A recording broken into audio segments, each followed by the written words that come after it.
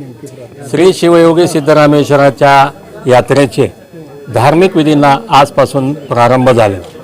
शेकडो वर्षापासूनची परंपरा या शेटे घराण्यामध्ये आज योगदंडाच्या पूजेने सुरुवात झालेली आहे। मानकरी रितेश थोबडे यांनी हिरेअब्बू यांच्या उपस्थितीमध्ये योगदंडाची पूजा करून हिरेअब्बू यांची पादपूजा करून या महायात्रेचा शुभारंभ आज या ठिकाणी केलेला आहे। या अशा शुभप्रसंगी या सिद्धरामेश्वराच्या चरणी आपणा सगळ्यांतर्फे आमचं घराण्याचं हेच मागणं आहे की आपण पाहिलेलं आहे 2 वर्षापूर्वी कोरोनाच्या महामारीने सगळ्या जगाला व्यापलं होतं। आता कोरोनाचा पुन्हा उद्भव होतो की काय अशी शंका प्रत्येकाच्या मनात येत आहे। अशी कोणतीही महामारी सोलापूर नव्हे तर भारताला नको, जगालाही नको आणि आम्हा सगळ्यांचं एकमेकाचं बंधुभावाचं नातं जे आहे ते यापुढे देखील सिद्धरामेश्वरांनी आमच्यावरती आशीर्वाद देऊन कायम ठेवावा।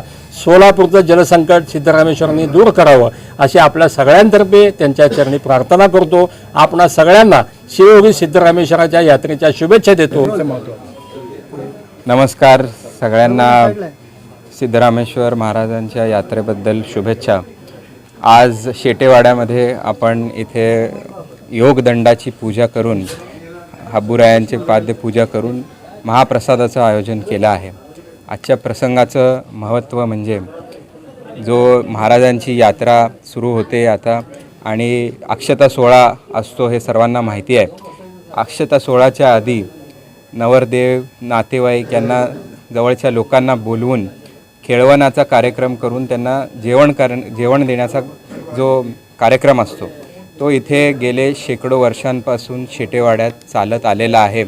अशी आख्यायिका आहे की सिद्धेश्वर महाराज स्वतः इथे ह्या ठिकाणी येऊन गेले आहेत आणि तेव्हापासून आमचे पूर्वज इथे ही प्रथा चालू ठेवलेली आहे। गेली 10 ते 12 वर्ष झाले मला हा मान मिळाला आणि महाराजांची सेवा माझ्या हातून घडते याबद्दल मी स्वतःला भाग्यवान समजतो।